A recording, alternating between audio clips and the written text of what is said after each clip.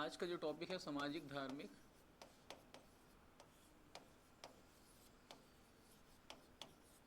सुधार आंदोलन।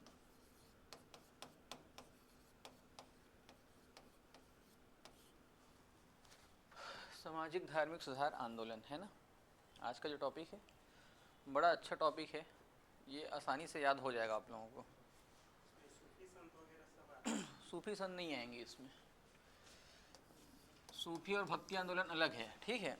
ये क्या है? सामाजिक धार्मिक सुधार आंदोलन, ठीक है, मतलब सोशियो रिलीजियस रिफॉर्म मूवमेंट। अब ये क्या है? इस समय जब भारत में अंग्रेजी सभ्यता जो है शुरू हो रहा था, यहाँ पे आना शुरू कर दिए थे अंग्रेज, है ना। ब्रिटिश ईस्ट इंडिया कंपनी की स्थापना हो चुकी थी, और ब्रिटिश ईस्ट इंडिया कंपनी की स्थापना के बाद जब वो अपने चरम पे थे, मतलब उन्होंने पूरा स्थापित कर लिया 1757 क्रांति, है ना, मतलब प्लासी का युद्ध, फिर बक्सर का युद्ध जीत लिया, फिर 1773 में रेगुलेटिंग एक्ट पास हुआ, है ना। और उसके पश्चात क्या हुआ कि धीरे धीरे अंग्रेज जो है वो यहाँ पे अपना कब्जा जमाना शुरू कर दिया।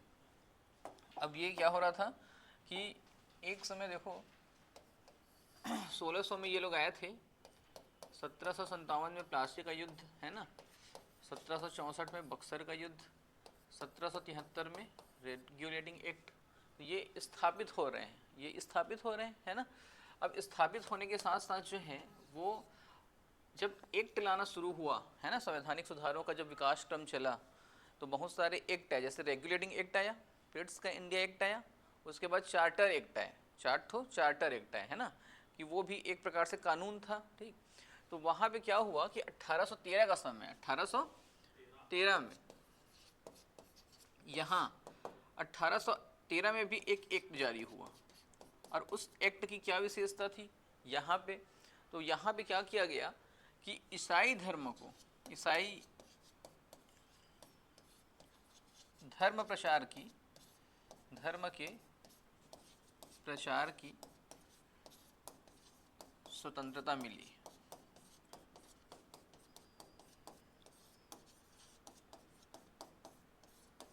मतलब ईसाई धर्म के लोग आना यहाँ पे शुरू कर दिए, ठीक है। अब आने के लिए तो पहले भी आ रहे थे, लेकिन अब क्या करेंगे कि पादरी लोग जो हैं या नन जो हैं, ठीक है, वो लोग यहाँ पे आते थे, प्रचार करते थे। ईसाई स्कूलों की स्थापना शुरू हो गई वहाँ पे। चर्च तो पहले भी बन गए थे, पुर्तगालियों के समय ही गोवा में चर्च बन गए थे, ठीक है। तो इस प्रकार यहाँ पे ईसाई धर्म प्रचार की स्वतंत्रता मिल गई, ठीक है। अब इस समय क्या हो रहा था कि इस समय ना भारत देश में स्थिति जो है ना वो बदल रही थी, स्थिति बदल रही थी। क्यों बदल रही थी? भारतीय अभी तक परंपराएं जो हैं वो भारतीय संस्कृति धर्म सब चल रहा था, जाति वगैरह, ठीक है। अब कौन आ गया? इंग्लैंड वाले आ गए, ब्रिटिश आ गए। अब ब्रिटिशर्स जब आएंगे तो उनकी कल्चर, उनकी संस्कृति आएगी। जब वो कॉन्वेंट स्कूल खोलेंगे तो वहाँ पे बच्चे जो पढ़ाई करेंगे वो उनकी संस्कृति को सीखेंगे, है कि नहीं, उनकी परंपराओं को सीखेंगे। यहाँ पे जो चीज़ें अच्छी लग रही हैं, हो सकता है वहाँ पे उसको बुरा माना जाता हो ब्रिटेन में। तो वो भारतीय बच्चे जो वहाँ पे पढ़ाई कर रहे हैं कॉन्वेंट स्कूलों में, वो उस सभ्यता को सीखते हैं, आ रहे समझ, उसी सभ्यता को सही मानते हैं। तो इसी प्रकार की चीज़ें होना शुरू हुई, और यहाँ पे क्या हुआ कि पुनर्जागरण हुआ। कहाँ पे? भारतीयों का। इसी समय से पुनर्जागरण हुआ भारतीयों का। अब ये पुनर्जागरण मतलब क्या होता है कि बहुत सारे आडंबर से हम लोग क्या हुए थे, जुड़े हुए थे, अंधविश्वासों से जुड़े हुए थे, ठीक है। तो अब क्या हुआ कि एक व्यक्ति थे, पुनर्जागरण के अग्रदूत कहलाते हैं, ठीक है। पुनर्जागरण के अग्रदूत कौन कहलाते हैं? कौन कहलाते हैं अभी और आगे बताऊंगा मैं। अब उसी को जो है वो आधुनिक भारत का निर्माता भी कहते हैं। आधुनिक भारत के निर्माता स्वामी विवेकानंद को नहीं कहते, ठीक है, जिनका नाम अभी मैं लेने वाला हूँ, आप समझ जाओगे उस टाइम में। तो वो व्यक्ति यहाँ पे बंगाल से आए थे, पढ़ाई किए, उसके बाद जो है वो चले गए ब्रिटेन में पढ़ाई की। उसके पश्चात जो है बहुत सारी भाषाएं सीखे, फारसी, तुर्की, संस्कृत, हिब्रू, इंग्लिश, फ्रेंच, सभी भाषा जो है वो उन्होंने सीखा।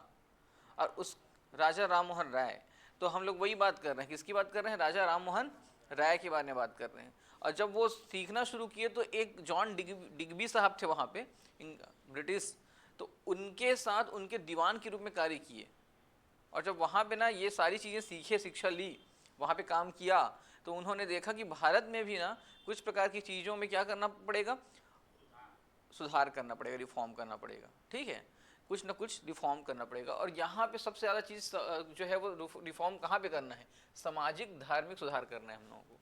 जो समाज में जो धर्म संबंधी चीज़ें हैं वो जो बिगड़ी हुई हैं उसको सुधारना है, ठीक है। बिगड़ी हुई उस परिस्थिति में नहीं थी, लेकिन धीरे से उसको अपग्रेड करना जरूरी होता है कि नहीं। तो जैसे कि फ़ोन ही है, फ़ोन हमारे पास जो है ना, इससे पहले जो फ़ोन जब हमारे पास आया था 7-8 साल पहले, या ये एंड्रॉयड से पहले जो फ़ोन था उसको भी हम लोग बहुत अच्छा मानते थे कि नहीं, मानते थे कि नहीं। और अभी जो फ़ोन है उसको भी हम अच्छा ही मान रहे हैं।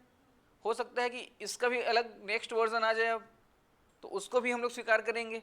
तो इसी प्रकार की चीज़ें ना समाज में हमेशा होती हैं। तो उसी चीज़ों को ना स्वीकार करके अपग्रेड करके, है ना, अपग्रेड करने की आवश्यकता हमेशा होती है, तभी जो है वो समाज जो है वो अच्छे से सुचारू रूप से संचालित होता है। जैसे कि तालाब का पानी जो है बहुत समय तक एक जगह पे रहता है, गंदा हो जाता है पूरा तालाब, है ना, लेकिन नदी का पानी हमेशा बहते रहता है, अपग्रेड होते रहते हैं। स्विमिंग पूल वगैरह में भी क्या करते हैं, नया पानी पूरा उड़ेलते हैं लगातार, है कि नहीं, बीच बीच में, तभी तो वो ठीक ठाक रहता है ना। तो यहाँ पे क्या हो रहा है कि यहाँ पे ईसाई धर्म की प्रचार की स्वतंत्रता मिल चुकी थी, और यहाँ से ईसाई, हिंदुओं को ईसाई भी बनाना शुरू हो गया था वहाँ से, ठीक है, हिंदुओं को ईसाई। और तभी उसी समय जो है एक प्रमुख व्यक्ति का जन्म बंगाल में होता है, और वो व्यक्ति जो है उनका नाम है राजा राम मोहन राय।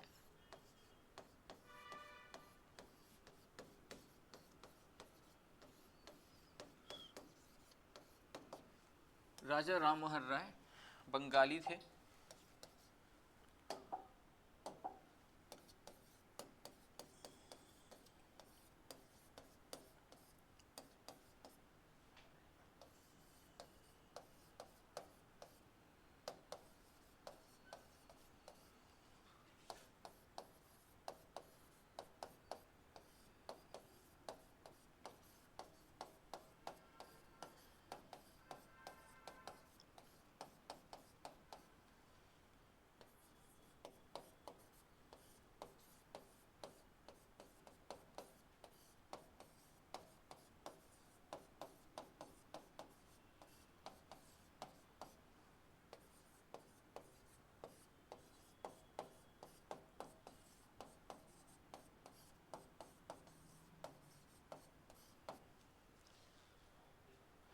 जॉन डिग्बी के दीवान के रूप में कार्य किया। जॉन डिग्बी जो है वो एक इम्पॉर्टेंट पर्सन थे वहाँ पे, ठीक है, उनके दीवान के रूप में कार्य किया राजा राम मोहन राय ने। इनको माना जाता है आधुनिक भारत के निर्माता। क्या माना जाता है? आधुनिक भारत के निर्माता। आधुनिक भारत के निर्माता में ऑप्शन जब भी आता है तो विवेकानंद जी का भी नाम रहता है, ठीक है, लेकिन विवेकानंद नहीं है। कौन है? यही व्यक्ति हैं।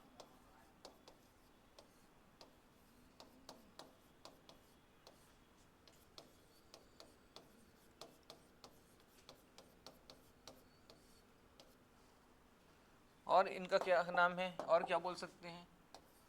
पुनर्जागरण के अग्रदूत,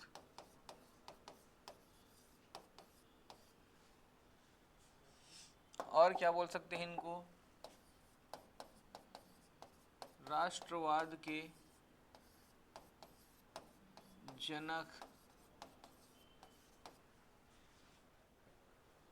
बहुत सारा इनका नाम होते जा रहा है, ठीक है। इन्होंने किया क्या था? तो ब्रिटेन में जो शिक्षा प्राप्त किए थे, है ना, भारतीय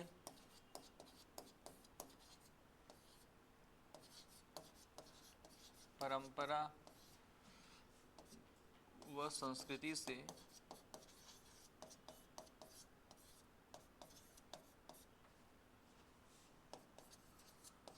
कुप्रथा, आडंबर, जातिवाद, मूर्ति पूजा,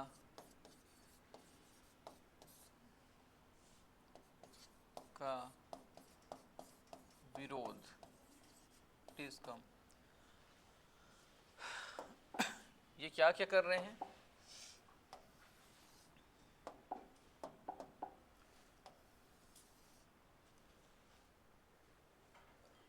कोई भी समाज सुधारक आएगा, है ना, तो वो क्या समाज में सुधार कर सकता है।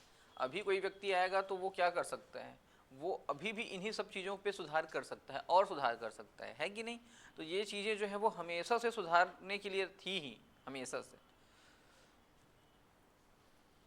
अब यहाँ पे देखिए कि कुप्रथा थी बहुत सारी, आडंबर थे, अभी भी हैं, जातिवाद था ही वहाँ पे, है ना, बहुत ज़्यादा जकड़न था वहाँ पे, मूर्ति पूजा का भी विरोध किया। राजा राम मोहन राय ने एक ईश्वरवाद के बारे में कहा, ठीक है, मतलब एक ईश्वर को मानिए, बहुत सारे जो 33 करोड़ देवी देवताओं को मानते हैं वो कोई मतलब का है नहीं, एक ईश्वर होता है, ठीक है, उसी को ध्यान दीजिए। उन्होंने क्या कहा कि जाति प्रथा जो है वो ठीक नहीं है ना, जाति व्यवस्था जो बनाया गया ठीक नहीं है। आपको पता है कि उन्होंने सती प्रथा का विरोध किया था, है ना।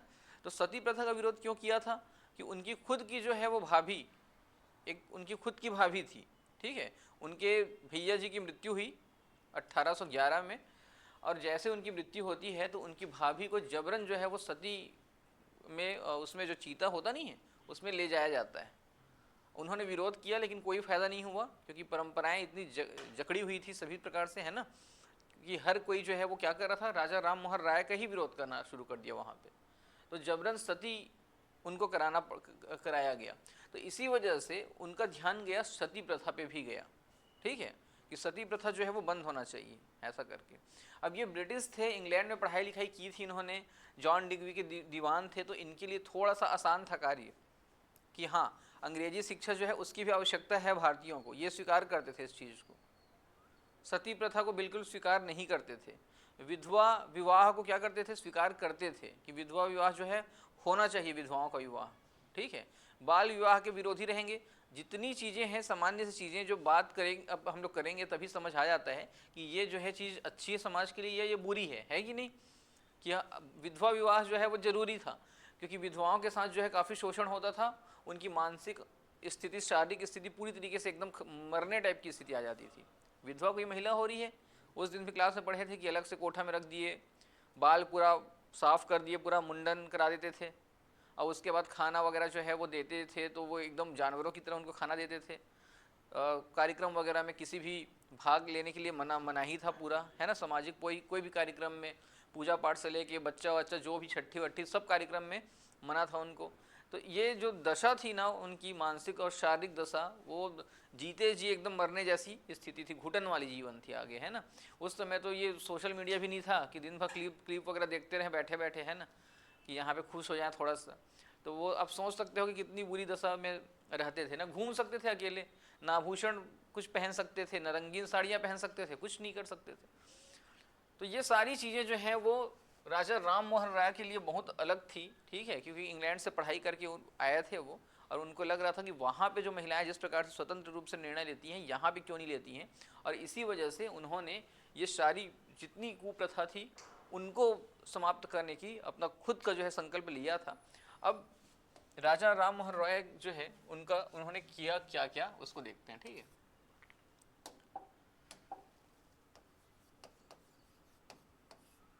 राजा राम मोहन राय को राजा की उपाधि किसने दी थी?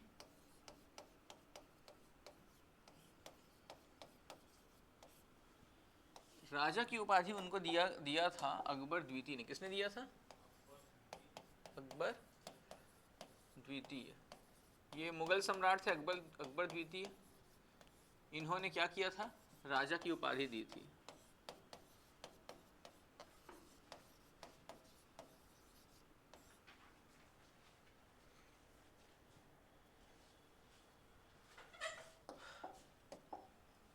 इनका काम जो है वो शुरू होता है 1803 से, जब ये फारसी में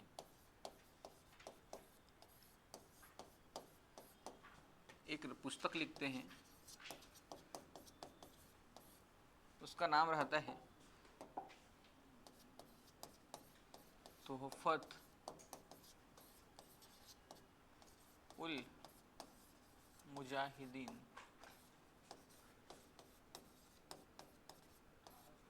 1803 में पुस्तक तोहफत उल, फारसी में लिखते हैं ये, फारसी भाषा में, मुजाहिदीन। 1809 में इस पुस्तक का अंग्रेजी अनुवाद प्रकाशित होता है, अंग्रेजी अनुवाद प्रकाशित, हाँ,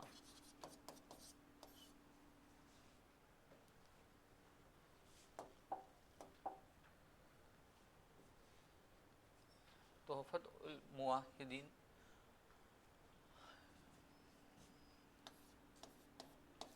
एकेश्वर वादियों का उपहार, इसका हिंदी अर्थ है, हिंदी अर्थ, हिंदी नाम,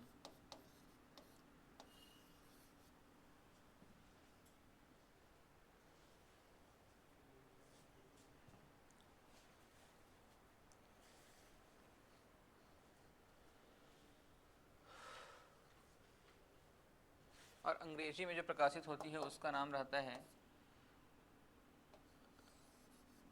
ग्लिम्स, ग्लिम्स ऑफ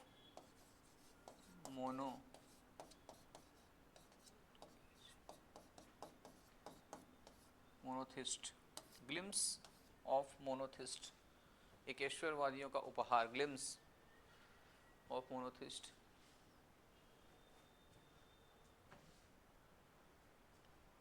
याद हो रहा है कि नहीं? देखो इसको याद करना पड़ेगा आपको, ठीक है। इससे पहले जो बताया हूँ वो तो आप लोगों को ऐसे समझ आ जाएगा कि राजा राम मोहन राय एक समाज सुधारक थे, राष्ट्रवाद के जनक थे, आधुनिक भारत के निर्माता थे, पुनर्जागरण के अग्रदूत थे, ये सब तो याद हो जाएगा, है ना। असली चीज़ याद क्या कहाँ से करना है? 1803 से, ठीक है, कि फारसी में एक बुक पुस्तक लिखी, फारसी भाषा में लिखी, तोहफत उल मुवाहिदीन, इसको हिंदी में एकेश्वरवादियों को उपहार बोला जाता है, अंग्रेजी में इसको ग्लिम्स ऑफ मोनोथिस्ट बोला जाता है, ठीक है। तो ये इस प्रकार की चीज़ें याद करने लायक चीज़ें हैं।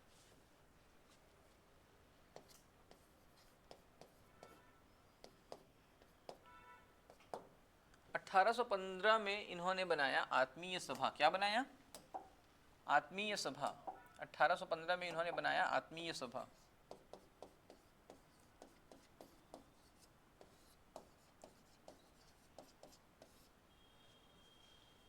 अठारह सौ 1816 में इन्होंने बनाया वेदांत सोसाइटी।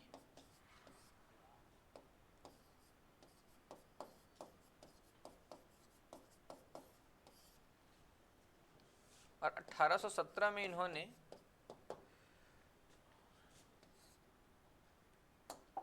एक अंग्रेज थे Richard hair, Richard hair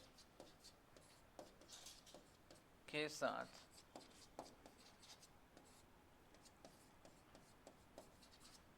Hindu college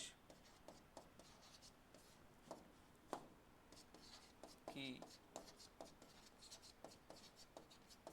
स्थापना की 1817 में। कहाँ पे की? कोलकाता में की। कहाँ पे की? कलकत्ता। इनका कार्य क्षेत्र कलकत्ता था, ठीक है, इनका कार्य क्षेत्र कलकत्ता रहेगा। कलकत्ता उस समय सबसे बड़ा प्रांत था, आप लोगों को पता है, सबसे संपन्न प्रांत था, समृद्ध प्रांत था, और भारत की राजधानी भी कलकत्ता थी उस समय, ठीक है।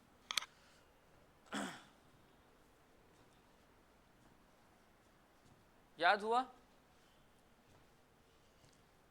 1809 के बाद सीधा 1815 आत्मीय सभा, 1816 वेदांत सोसाइटी, 1817 कोलकाता में हिंदू कॉलेज की स्थापना रिचर्ड हेयर। याद हुआ? हुआ याद? याद करना पड़ेगा आप लोगों को, लिख लिख के याद करना पड़ेगा, ठीक है। अब देखो 1820 यहाँ पे इन्होंने लिखा प्रिसेप्ट्स ऑफ जीसस, प्रिसेप्ट्स ऑफ जीसस।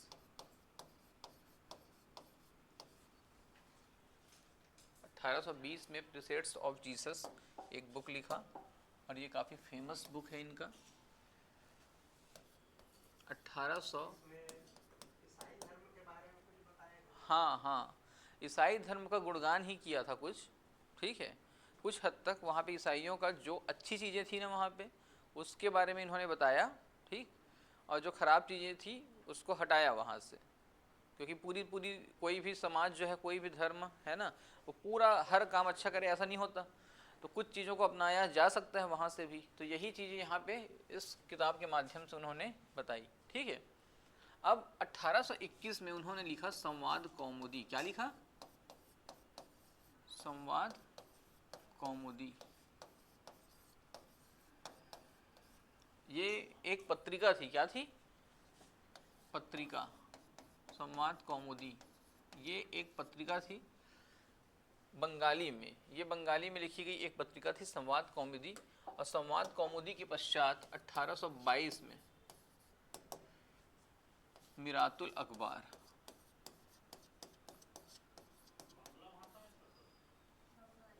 बंगला में, हाँ, मिरातुल अखबार। मिरातुल अखबार ये उर्दू और फारसी में प्रकाशित होती थी। उर्दू व फारसी। मिरातुल अखबार, संवाद कौमुदी, मिरातुल अखबार, ये याद रखना है आप लोगों को। संवाद कौमुदी किसकी पत्रिका थी? मिरातुल अखबार किसकी पत्रिका थी? ठीक है, ये परीक्षा में कई बार पूछ चुका है, आप लोगों को ध्यान नहीं होगा अभी तो बता दूं मैं। संवाद कौमुदी को भी कई बार पूछ चुका, मिरातुल अखबार को भी कई बार पूछ चुका। हाँ, अखबार।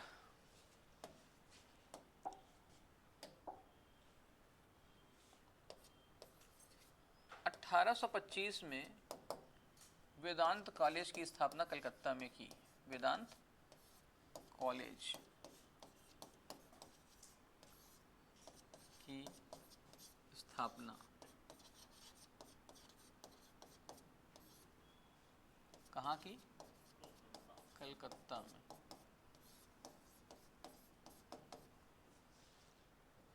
याद हुआ?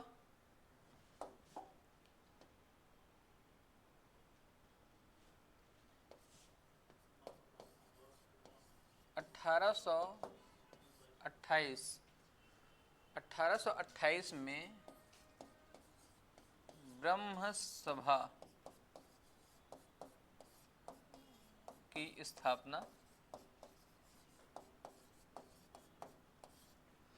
यही आगे जाकर क्या नाम बना? ब्रह्म समाज। ब्रह्म समाज।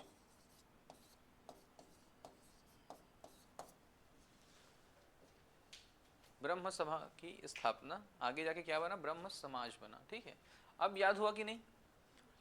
प्रिसेप्ट्स ऑफ जीसस 20-21 में संवाद कौमुदी, 22 में मिरातुल अखबार, 25 में वेदांत कॉलेज।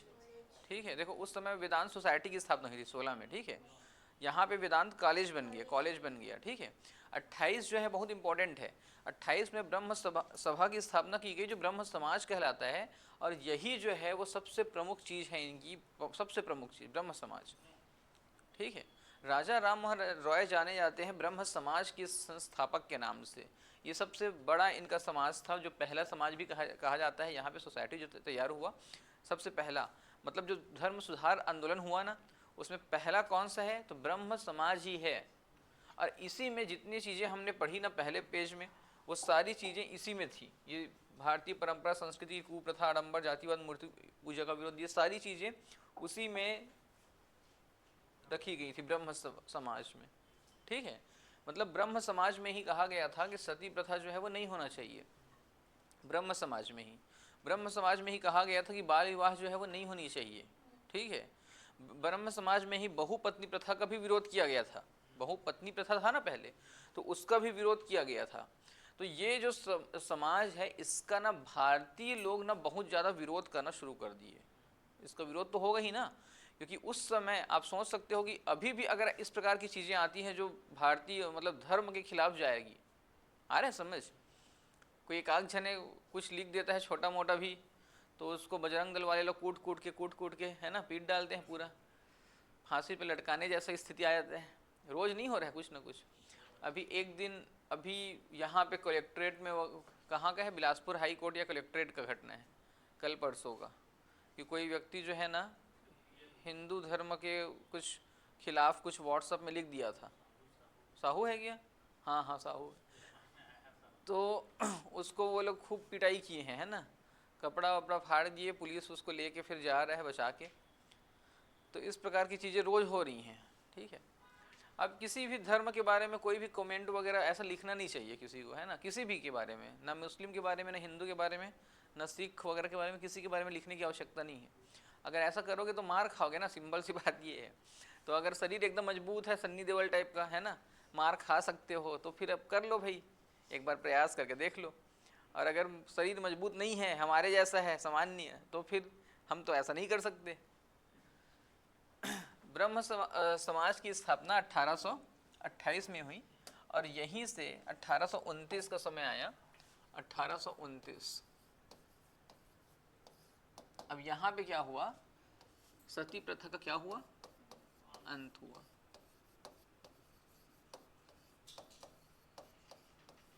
और ये सती प्रथा का अंत जो हुआ, राजा राम मोहन रॉय के प्रयास से तो हुआ, लेकिन एक व्यक्ति अगर नहीं होता तो ये हो ही नहीं पाता। विलियम बेंटिक, क्योंकि ये उस समय के कौन थे, गवर्नर थे, है ना, ये गवर्नर थे भारत के, गवर्नर जनरल। नहीं, वायसराय ये नहीं थे, गवर्नर जनरल थे। बंगाल के गवर्नर जनरल थे, फिर भारत के गवर्नर जनरल बने, है ना। तो वायसराय पहला जो है वो कौन बना, कैनिंग बना, लॉर्ड कैनिंग, 1857 क्रांति के बाद, है ना। तो ये गवर्नर जनरल थे भारत के। तो विलियम बेंटिक के प्रयासों से ही सती प्रथा का अंत होता है, राजा राम मोहन रॉय और इन दोनों के प्रयासों से, ठीक है। रूल नंबर 17 के तहत इसको खत्म किया गया था, रूल नंबर 17। अब रूल नंबर जो है वो 17 इसलिए लिखवा दिया मैं क्योंकि एक बार ये भी परीक्षा में पूछा जा चुका है, ठीक है, कि कौन से रूल के तहत उसको हटाया गया था। रूल नंबर 17 के तहत आपके लुसेंट वगैरह भी बुक में इसका जिक्र है। वैसे एक्ट है वो, एक्ट 17, एक्ट 17, ठीक है। अब देखो यहाँ पे ये लोग ना अपना धर्म चला रहे हैं, ब्रह्म समाज चला रहे हैं। ब्रह्म समाज में बहुत सारे लोग जुड़ते गए, है ना, बहुत सारे लोग जुड़ेंगे, तो वैसे बहुत सारे लोग जुड़ते गए जो लोग ना तर्कवाद, बौद्धिकवाद को क्या करते हैं, प्राथमिकता देते हैं तर्क से, ठीक है। जैसे तर्क से मतलब, जैसे मान लीजिए सामान्य सा प्रश्न है, भगवान है कि नहीं, है ना, तो लोग क्या बोल रहे हैं कि भगवान नहीं है। तार्किक लोग क्या बोल रहे हैं कि भगवान तो नहीं है। अरे समझ, तार्किक लोग ये बोल रहे हैं कि भगवान नहीं है क्योंकि हमको स्पष्ट दिखाई नहीं दे रहा है वो, तो हम उसको स्वीकार नहीं करेंगे। तो इसको माना गया कि हाँ वो तार्किक लोग सही हैं, ठीक है। अरे समझ, विधवा विवाह जैसे है चीज़ें, विधवा का विवाह नहीं होना चाहिए, है ना, विधवा का, तो वो तर्क दे रहे हैं तार्किक लोग कि नहीं, विधवाओं का जीवन जो है पूरा नर्क हो जा रहा है, घुटन में जी रहे हैं वो लोग, पूरा मरने जैसा जीवन हो गया है। तो फिर उस हिसाब से वो लोग तर्क लगा रहे हैं कि उनकी शादी होनी चाहिए। तार्किक लोग यही कर रहे हैं।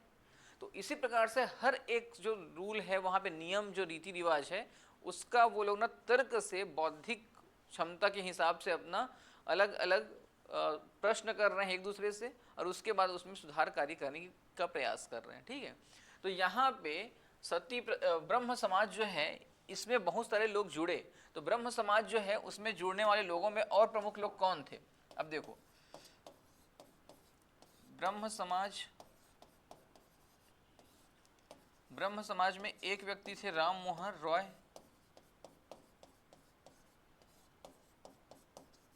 और ब्रह्म समाज में राम मोहन रॉय के बाद दो व्यक्ति और जुड़े हुए थे। एक का नाम था रामचंद्र विद्या वागीश, एक का नाम था रामचंद्र विद्या वागीश, और एक का नाम था देवेंद्र नाथ टैगोर, देवेंद्र नाथ टैगोर। ये दोनों जो हैं वो आगे ले जाने का काम करते हैं। राम मोहन रॉय की मृत्यु जो है वो हो जाती है 1833 में। 1833 में इनकी मृत्यु हो जाएगी, 1833 में मृत्यु। और कहाँ हो जाएगी, ब्रिस्टल में। ब्रिस्टल मतलब इंग्लैंड में, ठीक है, ब्रिस्टल में हो जाएगी। अब मृत्यु जैसे होगी तो उसको, ब्रह्म समाज को आगे ले जाने का प्रयास कौन करेंगे, रामचंद्र विद्या वागीश और देवेंद्र नाथ टैगोर, ठीक है। अब ब्रह्म समाज के एक जो है वो भी रहते हैं, सचिव भी रहते हैं ब्रह्म समाज के, ठीक है। तो सचिव जो रहते हैं उनका नाम भी याद कर लिए रहो, सचिव, ताराचंद्र चक्रवर्ती,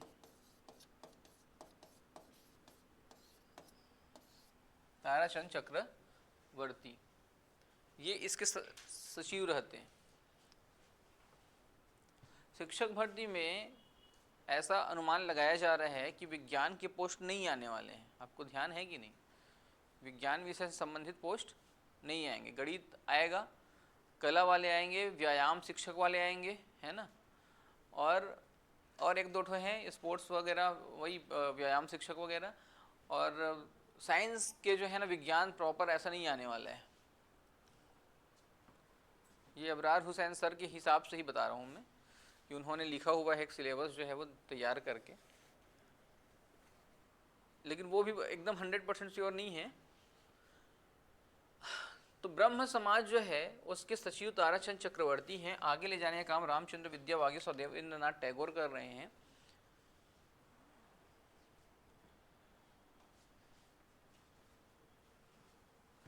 हो गया? जल्दी लिखो, इसको याद जरूरी है, ये ना याद करना जरूरी है। अब देखो, दो लोग इसको आगे ले जाने का प्रयास करेंगे, है ना, देवेंद्रनाथ टैगोर 1838 में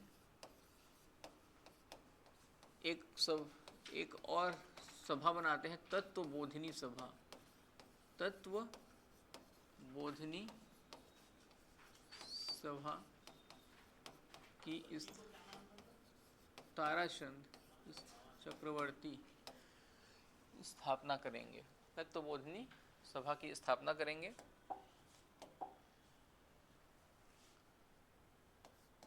अब देखो ये ना समाज आगे जैसे जैसे बढ़ा तो लोग बहुत सारे इससे जुड़ने शुरू किए, है ना, जुड़ना शुरू किए।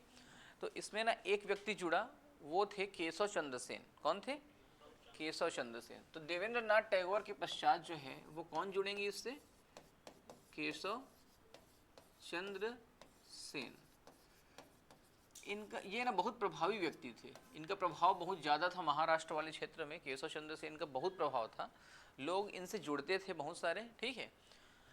तो केशव चंद्र सेन ना इस ब्रह्म समाज को बहुत तेजी से आगे ले जाने का प्रयास करते हैं, बहुत तेजी से आगे ले जाने का प्रयास करेंगे केशव चंद्र सेन, ठीक है। लेकिन एक समय के पश्चात क्या होगा, देवेंद्रनाथ और केशव चंद्र में ना दोनों में क्या हो जाएगा, विवाद हो जाएगा। आ रहा है समझ? अब विवाद किस नाम से होता है कि ब्रह्म समाज का जो नियम है उसको फॉलो किया जा रहा है ना। तो ब्रह्म समाज के नियम के अनुसार जो है, जो इन्होंने ही एक एक्ट बनाया था 1872 में, नेटिव मैरिज एक्ट एक बनाया था। तो वहाँ पे ये नियम था कि बाल विवाह जो है नहीं होना चाहिए, बाल विवाह निषेध है, ठीक है। लेकिन इन्होंने क्या किया, केशव चंद्र सेन ने खुद ही अपनी 12 साल की बेटी का विवाह एक कुछ बिहार के शासक जो 70 साल के थे उसके साथ कर दिया, खुद ही। अरे समझ, मतलब नियम खुद भी नियम बनाते हैं और खुद ही नियम तोड़ देते हैं। तो इससे क्या हुआ कि ब्रह्म समाज में विवाद हुआ कि आप जो है वो इस प्रकार से नहीं कर सकते, है ना। तो देवेंद्रनाथ टैगोर ने इनको पार्टी से निकाल दिया, समाज से, समाज जो बना था ब्रह्म समाज उससे निकाल दिए, है ना। तो इन्होंने एक अलग ब्रह्म समाज की स्थापना की जिसको बोलते हैं नव ब्रह्म समाज या अखिल भारतीय ब्रह्म समाज, ठीक है। तो केशव चंद्र सेन जो है वो समाज सुधारक है, बहुत बड़े समाज सुधारक हैं।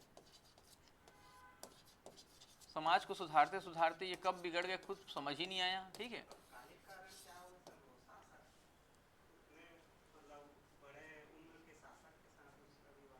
अब वो मेरे को नहीं पता है, उतना डीप में भी नहीं पढ़ पाया हूँ, ठीक है, क्यों शादी किया गया ऐसा। लेकिन आप लोग जब पढ़ोगे ना पुस्तकों में तो आप लोगों को मिलेगा, ये यूट्यूब वगैरह में खोजना कभी किसी, है ना, मिल जाए तो पुस्तक में ही मिलेगा, यूट्यूब में नहीं मिलेगा। तो यहाँ पे 1872 में, 1872 से पहले लिख लेना, 1866 में लिख लेना, देवेंद्रनाथ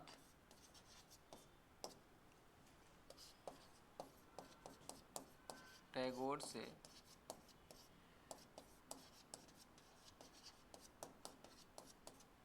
सिद्धांतों की लड़ाई।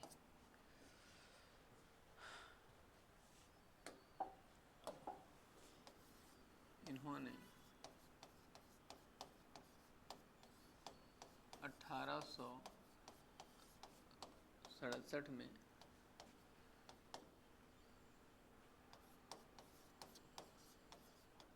ब्रह्म समाज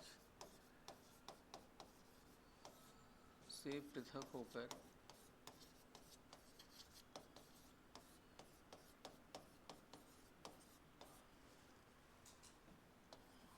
नौ ब्रह्म समाज,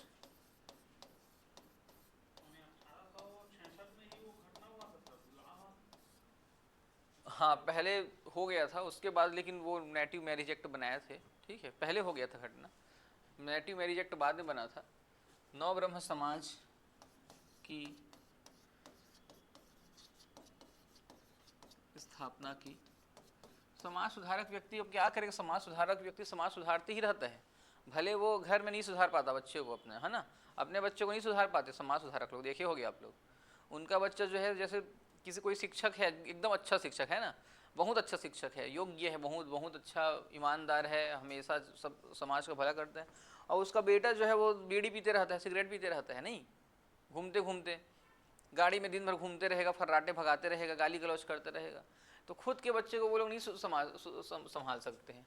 अब खुद के बच्चे को ना संभालना एक अकेले की जिम्मेदारी नहीं रहती ना, बाप जो है दो चार झापड़ दे सकता है, फिर वहाँ पे मम्मी का चलता है मान लो घर में, तो मम्मी बोली तुम तय कबर मार देला, है ना, कहा तय काबर तय मारे तय हैं, मैं अब जा रही हूँ छोड़ के, मैं घर मैके चले जा रही हूँ मैं, तो मम्मी लोग सपोर्ट कर देते हैं, तो मम्मी लोग के सपोर्ट के नाम से बाप जो है बोलता है अरे यार छोड़, दादाजी लोग मना कर देते हैं, तू क्यों मार रहा है, तेरे को तो हम नहीं मारे, है ना, तो हम बिगड़े ही नहीं थे तो कैसे मारोगे, लेकिन वो उसके दादाजी ही मना कर रहे हैं, क्यों मार रहे हैं उसको, अब वो बता भी नहीं पा रहे हैं, सिगरेट पी रहे हैं, ये कर रहे हैं, वो कर रहे हैं, अपने ही बाप को बताएगा तो उसका बाप बोलेगा जैसा बाप वैसा लड़का बोल देगा, ठीक है, तो इस नाम से वो खुद अपने बाप को नहीं बता पा रहे हैं कि तुम्हारा पोता जो है ये कर रहे हैं करके। तो अब यहाँ पे ब्रह्म समाज से पृथक होकर नौ ब्रह्म समाज की स्थापना की, बाद में अखिल भारतीय ब्रह्म समाज, अखिल भारतीय ब्रह्म समाज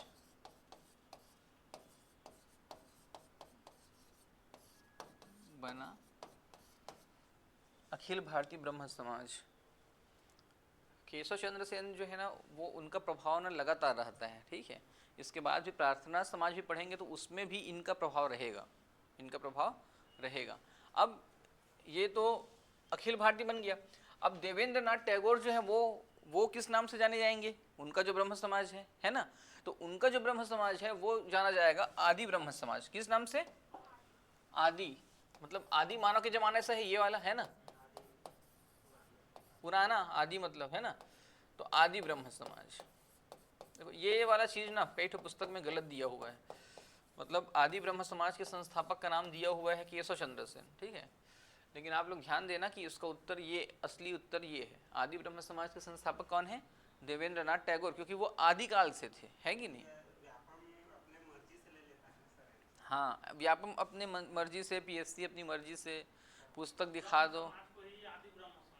हाँ, अब ये विभाजन कितना ठो हो गया, पहले ब्रह्म समाज बना, उसके बाद टूटा, तो ब्रह्म समाज, एक आदि ब्रह्म समाज किसका था? देवेंद्र नाथ टैगोर का था, क्योंकि ये पुराना व्यक्ति है, यही केशव चंद्र सेन को लाया था वहाँ ब्रह्म समाज में, वो देखा कि समाज में ये भी काम कर रहे हैं, तो बोला कि तू अकेले अकेले काम करता है, जुड़ के काम कर, तेरा भी विचार वही है, मेरा भी विचार वही है, ठीक है, तो ये लोग जुड़ जाते हैं। अब दोनों में टकराव होता है, तो यहाँ पे ब्रह्म समाज की स्थापना जो है, नौ ब्रह्म समाज नया बनाते हैं, मतलब नौ ब्रह्म समाज हो गया, आ रहा है समझ?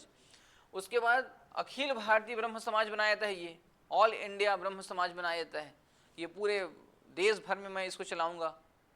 अब इससे जो है केशव चंद्र सेन से बहुत लोग प्रभावित होते हैं, ठीक है, केशव चंद्र सेन से बहुत लोग प्रभावित होंगे, तो उनमें जो है वो कौन कौन है? तो 1878 में आनंद मोहन बोस, आनंद मोहन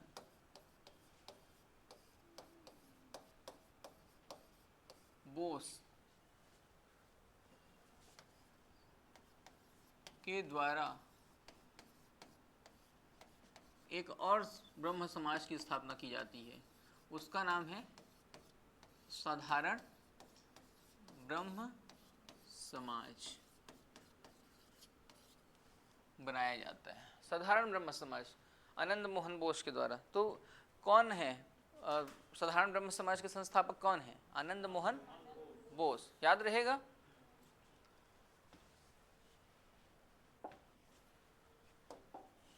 केशव चंद्र सेन, मैं बता रहा था कि केशव चंद्र सेन जो है वो 1872 में उसको फिर से लिखवा दूंगा, नेटिव मैरिज एक्ट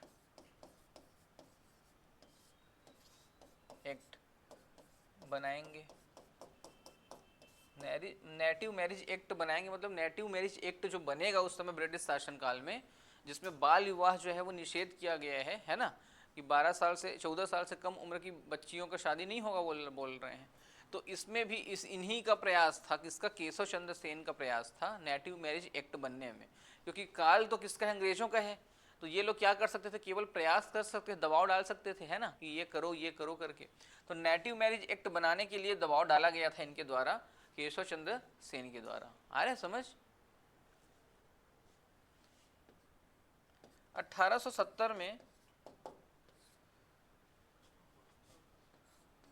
उल्टा हो गया, हाँ, 70 में भारतीय सुधार संघ ये बनाया। किसने? केशव चंद्र सेन ने। ये दोनों केशव चंद्र सेन का है ना, ध्यान देना। 70-72 ऐसे याद कर लेना। इंडियन रिफॉर्म एसोसिएशन बोलते हैं, तो क्या बोलते हैं? इंडियन रिफॉर्म एसोसिएशन, ठीक है, याद हुआ? हो गया ना याद? राजा राम मोहन राय, रामचंद्र विद्यावागीश, देवेंद्र नाथ टैगोर, है ना, केशव चंद्र सेन। केशव चंद्र सेन आएंगे मतलब क्या होगा कि विभाजन जब होगा, है ना, तो नव ब्रह्म समाज और अखिल भारतीय ब्रह्म समाज। देवेंद्र नाथ टैगोर क्या बनेगा? आदि ब्रह्म समाज बनेगा। केशव चंद्र सेन क्या काम करेंगे? भारतीय सुधार संघ 1870 में, है ना, इंडियन रिफॉर्म एसोसिएशन। और उसके बाद नेटिव मैरिज एक्ट जो है वो लागू होगा, तो इन्हीं के प्रयासों से होगा। हो गया।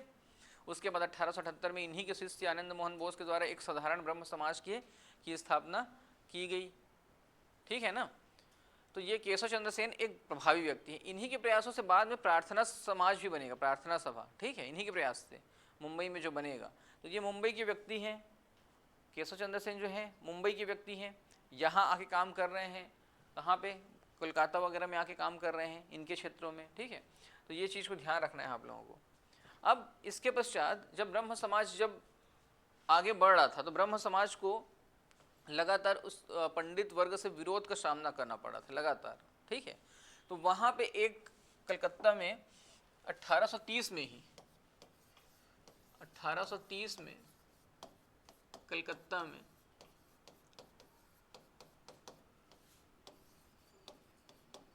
धर्म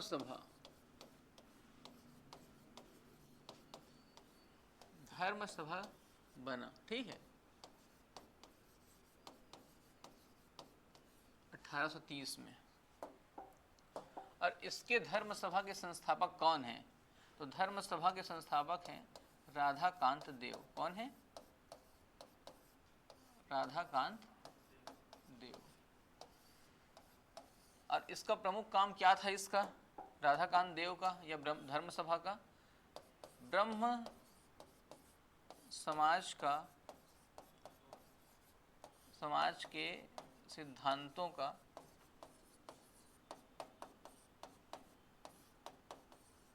पुरजोर विरोध करते थे ये लोग एकदम। ब्रह्म समाज के सिद्धांतों का विरोध, इनका प्रमुख कार्य यही था कि उस समाज को जो है वो हटाएंगे। ये लोग भारत को बिगाड़ने के लिए यहाँ पे आ गए हैं, है ना। अंग्रेजों का साथ देने वाली पार्टी है राजा राम मोहन राय की पार्टी। इस प्रकार से बात वहाँ पे चलना शुरू हो गया, ठीक है। तो ये आपका ब्रह्म समाज जो है वो आपको याद हो गया, ठीक है। धर्म सभा मतलब राधाकांत देव 1830 कलकत्ता, इतना भी ये भी याद हो गया, ठीक है। अब अगला लिखो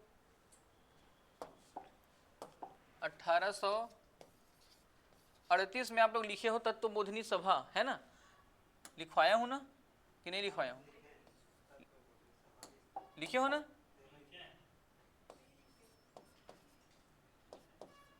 तत्व बोधिनी सभा, लिखे तो हो, वही तो बोल रहा हूँ, देवेंद्र नाथ टैगोर।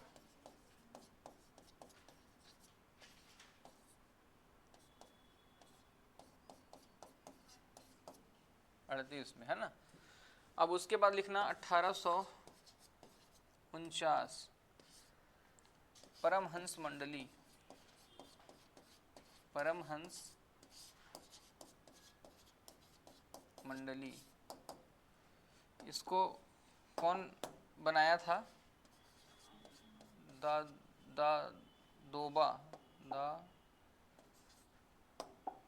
दादोबा पांडुरंग, और एक व्यक्ति और था उसके साथ, दुर्गा प्रसाद। तो दादोबा पांडुरंग का नाम याद रखना। 1849 में परमहंस मंडली बनाते हैं। परमहंस मंडली दादोबा पांडुरंग, महाराष्ट्र वाला क्षेत्र है। पांडुरंग नाम सुन रहे हो तो समझ आ रहे हैं कि महाराष्ट्र वाला क्षेत्र है, यहाँ पे सुधार कार्य कर रहे हैं। 1849 का समय है, ठीक है। अभी हम लोग जो देख रहे हैं वो ना हिंदू धर्म सुधार वाले हैं। इसके बाद हम लोग देखेंगे कि मुस्लिम धर्म सुधार आंदोलन भी बने होंगे, ठीक है। फिर पारसी धर्म सुधार आंदोलन, फिर सिख धर्म सुधार आंदोलन। तो अलग अलग ना सुधार आंदोलन हर धर्म में बनते हैं। सिख धर्म में भी में कुप्रथा आ जाएगा तो वहाँ पे भी क्या होगा, आंदोलन चलाया जाएगा। मुस्लिम धर्म में भी कुप्रथा आएगा, वहाँ पे भी आंदोलन चलाया जाएगा। आ रहे हैं ना समझ?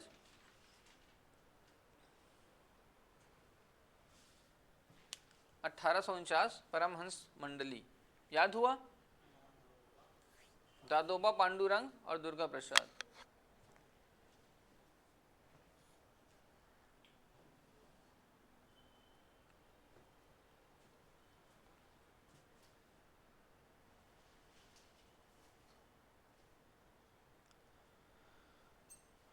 हो गया। अब देखो 1830 में ही एक मूवमेंट शुरू हुआ था।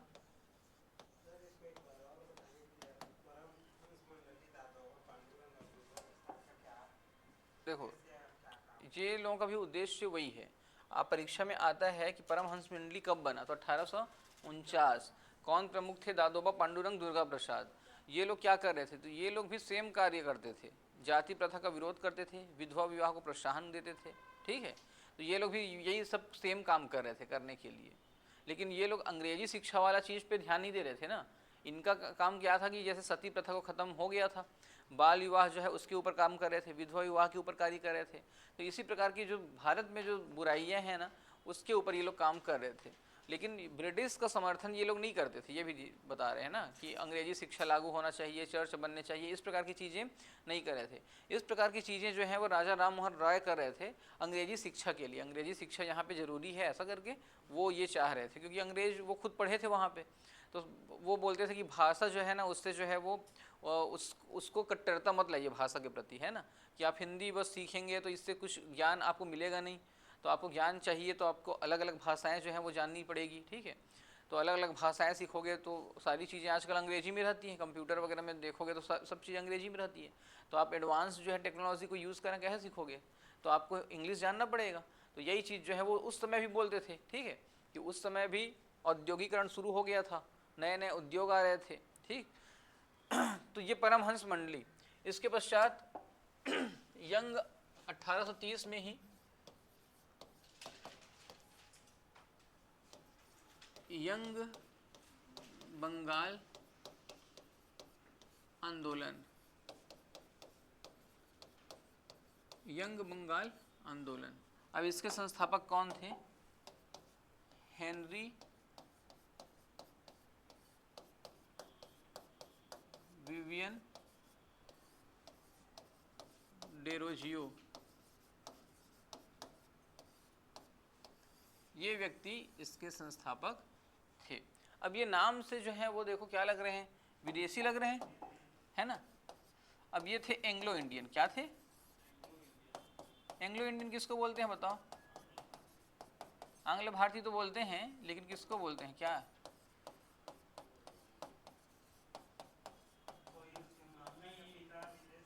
हाँ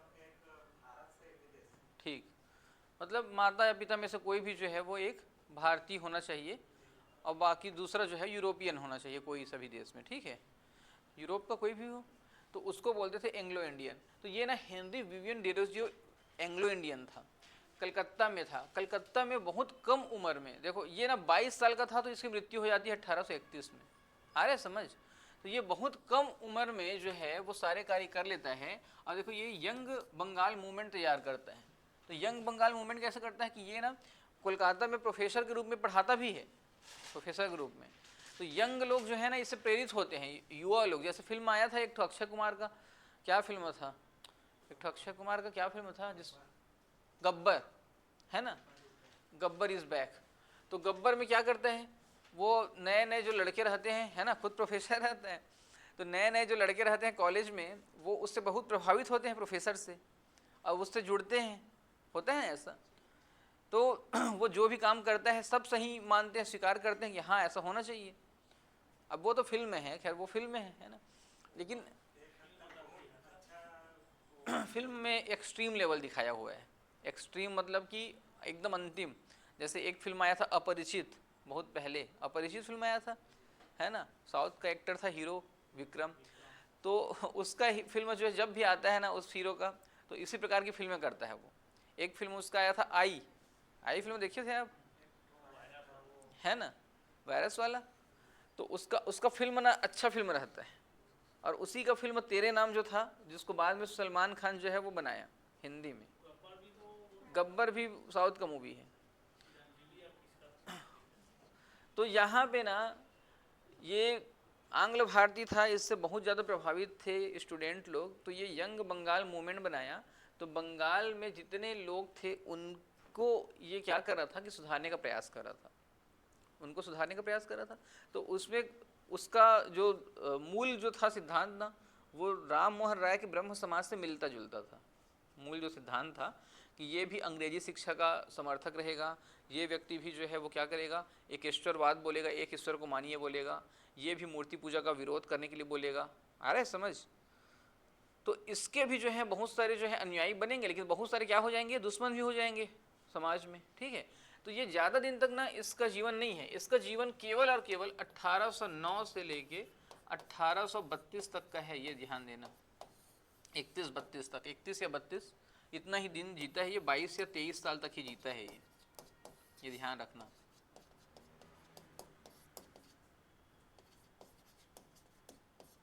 यंग बंगाल मूवमेंट, ये याद करने लायक ये है कि कौन इसके संस्थापक थे। तो हेनरी विवियन डेरोजियो, प्रोफेसर वगैरह भी बन गया था, बहुत कम उम्र में बन गया था, ये चीज़ ध्यान देना, ठीक है। अब इसके पश्चात और कौन से आंदोलन थे, एक था प्रार्थना समाज।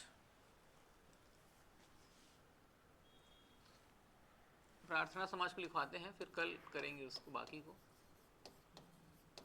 प्रार्थना समाज,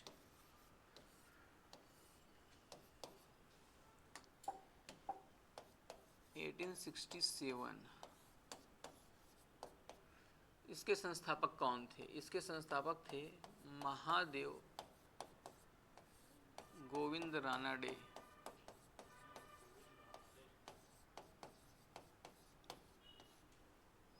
आत्माराम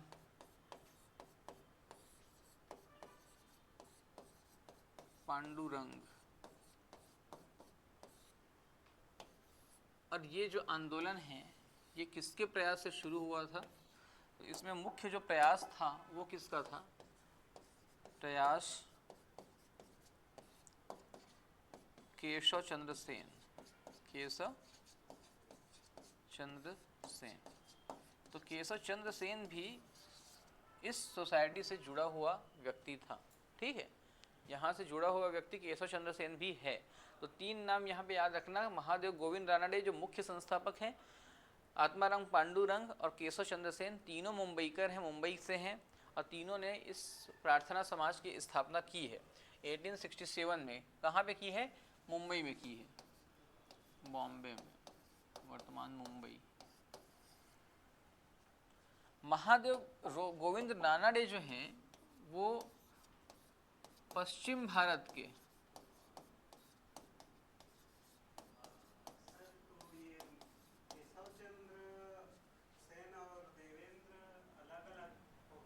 हाँ बाद में भी अलग अलग रहेंगे, बाद में भी अलग अलग बनेंगे। ये लोग जो हैं महादेव गोविंद रानडे, आत्मारंग पांडुरंग, ये मुंबई में स्थापना कर रहे हैं, अपना एक समाज सुधार वगैरह कुछ कर रहे हैं, ठीक है। इन लोग ये पश्चिम भारत के समाज सुधारक कहलाते थे, पश्चिम भारत के प्रमुख समाज सुधारक। पश्चिम भारत मतलब बॉम्बे वाला क्षेत्र है ना, दक्षिण पश्चिम में आता है वैसे बॉम्बे। तो पश्चिम भारत के ना अग्रदूत किसको बोलते हैं, आ रहा है समझ। जब पश्चिम भारत आएगा ना शब्द, तो वहाँ पे महादेव गोविंद रानडे आ जाएगा, वहाँ पे राजा राम मोहन राय नहीं लिखोगे आप लोग, ठीक है। तो ये वहाँ पे चल रहा है, केशव चंद्र सेन चला रहा है कलकत्ता में, लेकिन यहाँ पे ये लोग अपना चला रहे हैं। तो ये लोग तय किए कि अरे यार एक काम करते हैं अपन लोग कि एक प्रार्थना सभा बनाते हैं, प्रार्थना समाज, और उसमें जो है वो हम लोग अच्छा अच्छा कुछ काम करेंगे, सिद्धांत कुछ रखेंगे। आ रहा है समझ कि वो वाला जो एनजीओ वो भी चलाओ तुम, ये वाला चलाओ, हमारा काम तो एक ही है। आ रहे हैं समझ। तो इसी प्रकार से ये लोग अलग पार्टी जैसा बनाते हैं, प्रार्थना समाज। अब ये पार्टी तो है नहीं, चुनाव में जो पार्टी रहती है वैसी पार्टी तो है नहीं कि एक आदमी एक ही पार्टी ज्वाइन करेगा, है कि नहीं। ये तो क्या है, एक सामाजिक सुधार कार्यक्रम वाला, सेवा वाला मंडली है कुल मिला के। तो इसमें क्या होता है, कोई व्यक्ति जो है आरएसएस से भी जुड़ा हुआ है, कोई व्यक्ति आरएसएस से जुड़ने के पश्चात शिक्षक है तो शिक्षक संघ से भी जुड़ा हुआ है, कोई मानस मंडली वाला जो है उसमें भी अध्यक्ष वगैरह बना दिए हैं, उसको चंदा वगैरह देता है करके, होता है ना ऐसा। तो किसी को जो है जनजाति कल्याण आश्रम का भी उसी व्यक्ति को सदस्य ही बना देते हैं कि ये व्यक्ति जो है बहुत एक्टिव रहता है कि नहीं। तो वैसा ही ना यहाँ पे केशव चंद्र सेन या आत्मारंग पांडुरंग या महादेव गोविंद रानडे के साथ है कि वो लोग कई प्रकार की पार्टियाँ चलाते हैं, ठीक है, सभा चलाते हैं, समाज सुधार एजेंसियाँ चलाते हैं। आ रहे हैं ना समझ। तो दक्कन एजुकेशन सोसाइटी की स्थापना भी जो है महादेव गोविंद रानडे करेंगे। दक्कन एजुकेशन सोसाइटी, दक्कन मतलब दक्कन दक्षिण वाला क्षेत्र, ठीक है। हाँ, तो हैदराबाद, अब उसमें आईपीएल में देखते हो आप लोग, है ना, आईपीएल में डेक्कन चार्जर्स है कि नहीं, अभी सनराइजर्स हैदराबाद नाम हो गया है उसको, है ना, पहले डेक्कन चार्जर्स था। फिक्सिंग विक्सिंग करते हैं ना इन लोग, उसके बाद ना पूरा भंग हो जाता है, पूरा टीम, पूरा सब कुछ सिस्टम भंग हो जाता है। उसके बाद फिर से नया नाम के साथ आते हैं। एक समय बहुत फिक्सिंग नहीं हुआ था लगातार आईपीएल में, तो वहाँ पे बहुत सारे टीम, राजस्थान रॉयल्स जैसे था शिल्पा शेट्टी वाला, उसको हटा दिए राजस्थान रॉयल्स के मालिक वगैरह से, है ना। तो वैसी बैन कर देते हैं। अब ये लोग लगातार फिक्सिंग करते हैं। अभी क्या है ना कि पैसा इतना आ रहा है आईपीएल में, इतना पैसा आ रहा है कि आप ना किसी को भी लोगे, मालिक दूसरे हैं, देश तो है नहीं, है ना, तो वो मालिक जैसा बोलेगा वैसा आपको खेलना पड़ेगा। हाँ, तो मालिक अगर बोल रहा है ना कि तुमको चौके छक्के मारने हैं इस बार, तो वो मारते रहेगा। उसको अगर बोला जाएगा कि नहीं तुमको टीके रहना है, बस रन नहीं बनाने हैं, तो वो 50 बॉल खेलेगा, 50 60 65 रन बस बनाएगा 50 बॉल में, मतलब टीम को हरा रहा है वो कुल मिला के, है कि नहीं। तो वैसे पूरा ना स्कैम चल रहा है आईपीएल में। आप लोग देखे भी होंगे, स्पिनर जो है वो नो बॉल फेंकते हैं। स्पिनर कभी नो बॉल फेंकेगा, सोचो तो आप, स्पिनर कभी नो बॉल फेंकेगा, इंटरनेशनल में तो नहीं फेंकते, इसमें नो बॉल फेंकते हैं स्पिनर। कैच इतना ज़्यादा छोड़ रहे हैं, इतना कैच छोड़ रहे हैं, है ना। तो ये पूरा फिक्सिंग चल रहा है। तो यहाँ पे लेकिन फिक्सिंग नहीं चल रहा है, यहाँ पे तो ये लोग प्रयास कर रहे हैं, अपना प्रयास कर रहे हैं लगातार, ठीक है। तो महादेव गोविंद रानडे जो है, रानडे वो दक्कन एजुकेशन सोसाइटी भी बनाएंगे, दक्कन एजुकेशन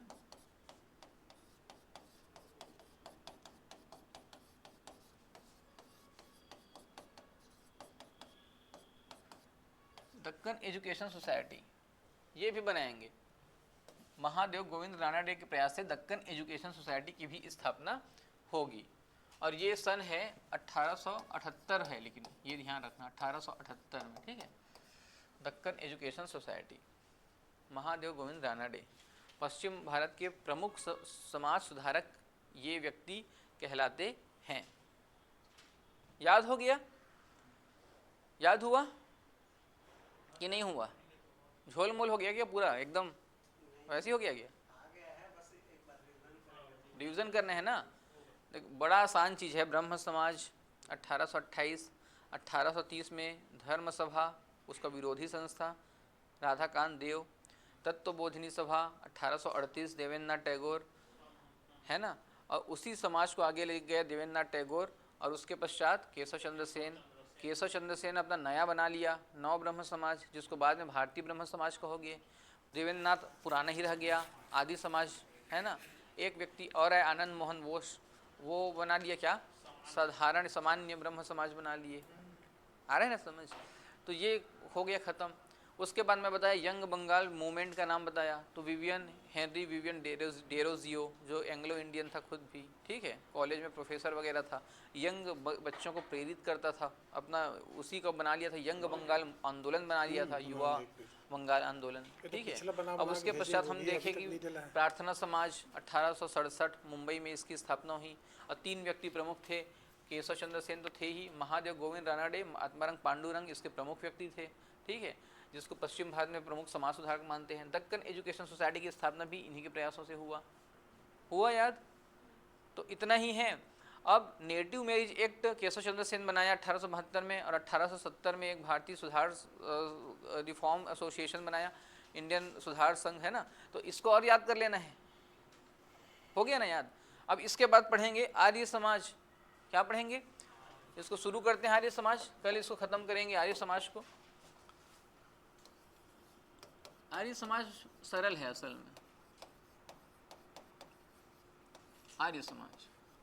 और इसके संस्थापक कौन थे, दयानंद सरस्वती, दयानंद सरस्वती, आर्य समाज। इसकी स्थापना जो है वो आर्य समाज की कहाँ हुई थी, इसकी स्थापना हुई थी बॉम्बे में। कहाँ हुई थी, बॉम्बे में स्थापना।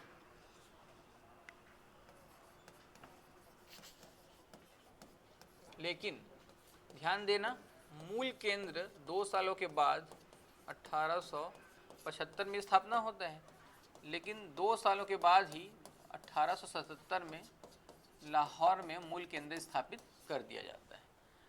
आर्य समाज, आर्य समाज जो है वो बहुत ही अच्छा समाज था, बहुत ज़बरदस्त था। इसका क्रियाकलाप जो है, वो कार्य करने की पद्धति जो है, वो सारी चीज़ें। तो यहाँ पे आर्य समाज जो है वही नारा दिया था, वेदों की ओर लौटो, वेदों की ओर लौटो। आर्य समाज में दयानंद सरस्वती का नारा था। दयानंद सरस्वती के बचपन का नाम क्या था, दयानंद सरस्वती के बचपन का नाम था मूल शंकर। क्या नाम था, मूल शंकर। मूल शंकर जो हैं वो जाति व्यवस्था से छिड़ते थे, जाति व्यवस्था के विरोधी थे, ये ध्यान दीजिएगा।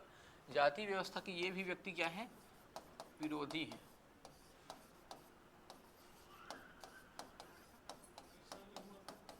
लिखवाया तो हूँ 1875, नहीं लिखवाए होंगे, अच्छा 1875।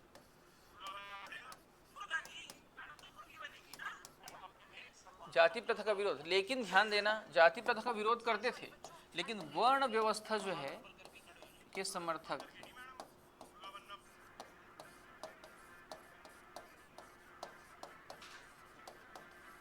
वर्ण व्यवस्था के क्या थे, समर्थक थे। पुराणों का विरोध करते थे। देखो, पुराण का क्या करते थे, विरोध, लेकिन वेदों का क्या करते थे, समर्थन। लेकिन वेदों का देखो, वेदों की ओर लौट दो, वेदों में जो है वो सही बातें लिखी गई हैं बोलते थे, ठीक है। पुराण जो है बनाया गया है मनुष्य के द्वारा बोलते थे। ध्यान देना जी।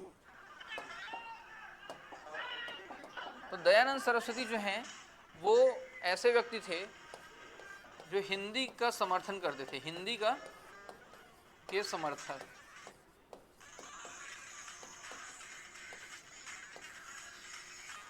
इन्होंने नारा दिया था, भारत भारतीयों के लिए है, भारत भारतीयों के लिए है।